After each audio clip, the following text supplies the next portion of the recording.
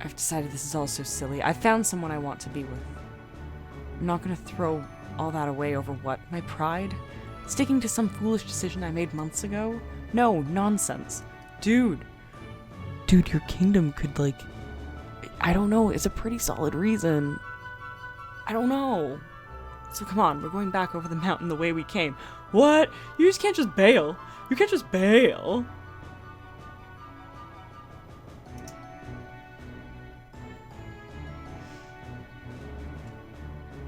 We've got plenty of supplies, and we know that together we can handle anything this dreadful place throws at us.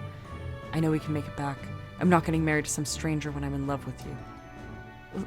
Love? You love? Wow.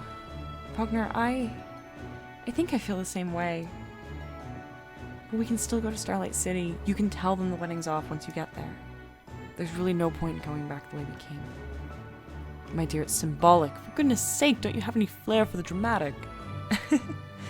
I like when you call me dear. But of course you're right, as you usually are. Let's hurry and get going regardless. I don't want to wait any longer to tell them I'm in love. And so we gather our things and rush out toward the city. I can't remember ever feeling so light and giddy. It makes the story better if they don't end up together. I think so too. Running through the snow together, watching the sun rise and turn the sky pink.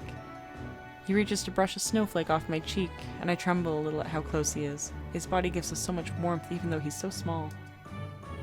It doesn't take long before the trees thin out, the air starts to warm, and we find a road. It's the path that will take us straight to the heart of the city. Here we are, this is it. It sure is. Staring down at that road, I feel like I can see our future unfold before us. Falkner, however, is oddly quiet. I know we shouldn't get ahead of ourselves. I mean, we've got to get to know each other first. But it would be kind of nice to live here together someday. The city's so beautiful, right?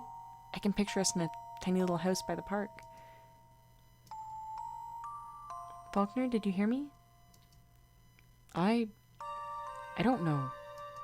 Rosemary, I'm sorry, we can't do this. You mean living by the park? Well, I'm not married to the idea. Don't be foolish, you know that's not what I meant.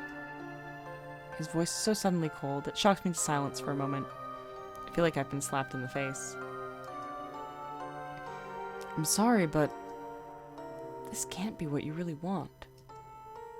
You only just met me. Whatever feelings we have are just the rush of infatuation, right? Well, maybe. But isn't that how real feelings start? I want to see where it takes us. You don't have to worry, Falkner. I want this as much as you do. Falkner? Come on, Rosemary. I'm trying to make this easier. What? But you were saying before that you, What are you talking about? Are you really going to make me say it out loud? In that moment, my heart sinks into my stomach. The look on his face is so empty and sad, I know that I've lost. I really can't be with you. It was so stupid of me to imagine I could, even for a moment. When I saw the city on the horizon again, I remembered the promise I made to my people. I can't break that promise. To do that would be throwing away everything I care about. But don't you care about me? I care about you. I know you do. I just can't. I can't care about you. I can't afford to care about you. I don't want to hear anymore. I almost start to cry right there, but I won't give him the satisfaction. You didn't have to jerk me around like that. You didn't have to give me hope and then yank it away again. I know, I'm a fool. You see, I got carried away in the moment, and I just ended up hurting you more. That's why I have to stop being impulsive and do what's right. Honestly, though, there was no way we were ever going to do this, neither of us. It was just a nice dream to pretend to believe in, for a moment.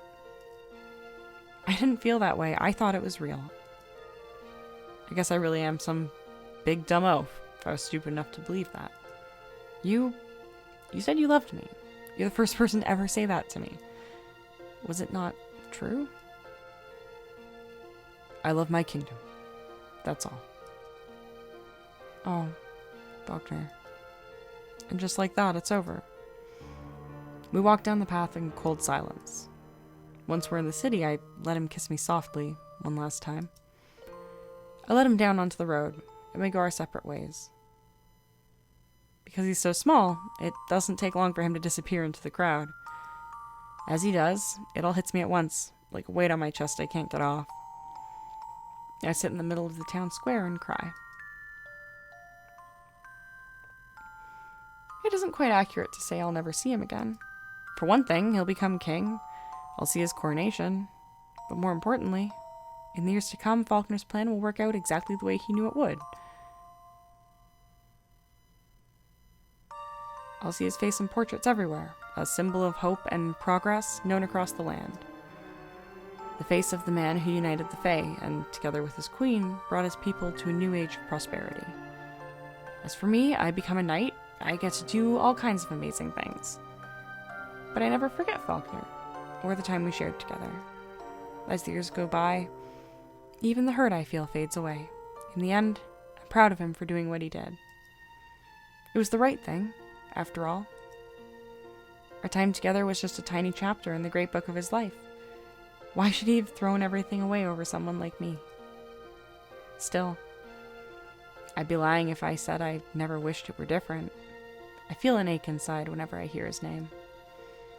I never carry him on my shoulder, but I always carry his memory in my heart. I can only hope that he does the same with me. He said he didn't really love me. Maybe I'm naive, but I never believed him. It's so sad. That's the better way for it to work out, though, I think. I don't know.